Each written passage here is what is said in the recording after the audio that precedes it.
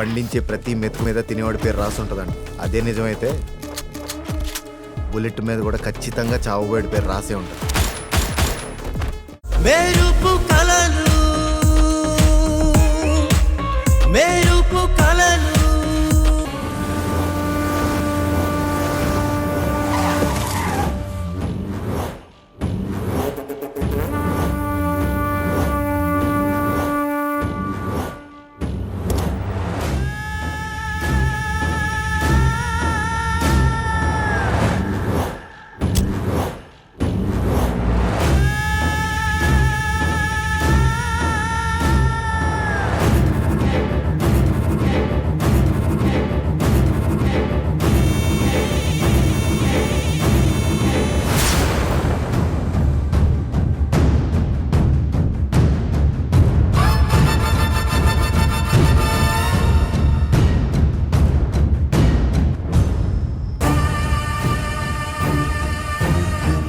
Rahul please, Rahul please.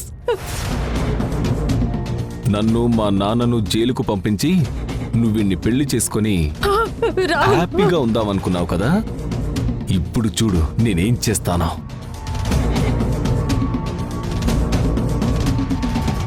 వద్దు Rahul, Rahul please.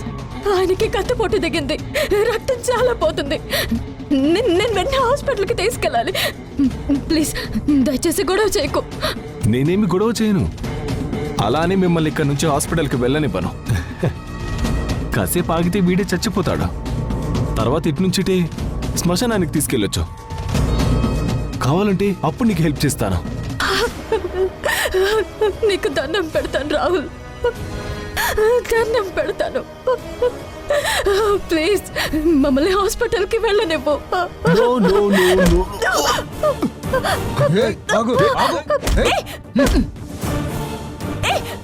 వదలండి, వదలండి. రాహుల్, రాహుల్ ప్లీజ్. వదలండి రాహుల్, వదలండి, వదలండి.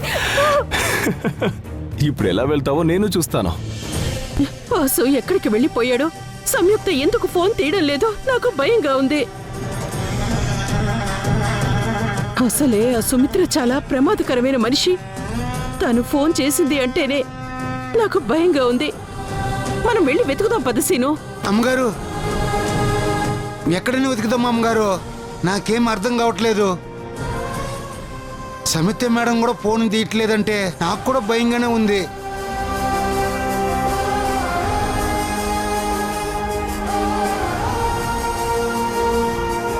ఎవరికి ఫోన్? సంగీత మేడం గారికి ఫోన్ చేస్తున్నాను అమ్మగారు. సమిత్య మేడం ఇంట్లో ఉంటే విషయం చెప్పొచ్చు కదా.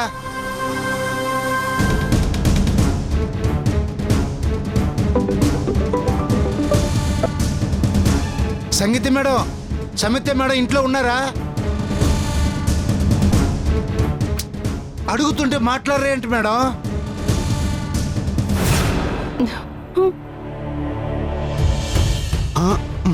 అయ్యో మేడం, నన్ను క్షమించండి మేడం. అక్కగారు ఉంటే కొంచెం మెసేజ్ చేయండి మేడం.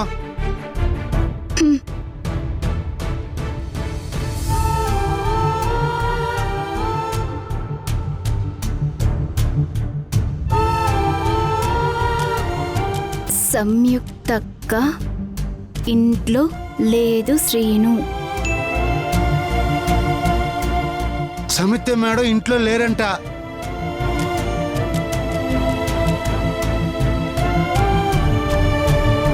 ఏం జరిగింది? నువ్వెందుకు అంత టెన్షన్ పడుతున్నావు శ్రీను? సంగీత మేడం ఏమైందని అడుగుతున్నారు. ఏం లేదమ్మా, ఊరికేనే చిన్న పని ఉందని అడిగాను. మేడం గారు వస్తే అర్జెంటుగా ఫోన్ చేయించండి.